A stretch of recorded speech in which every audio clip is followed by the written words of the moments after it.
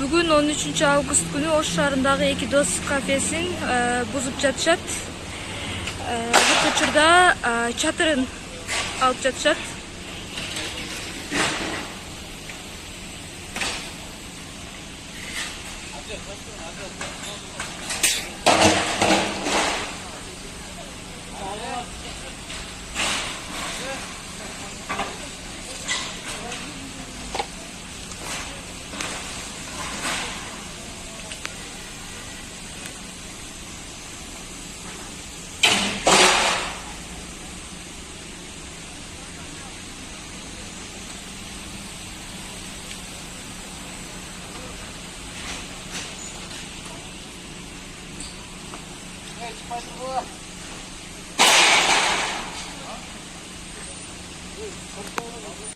Azamat ne oldu? Kalkmadın mı?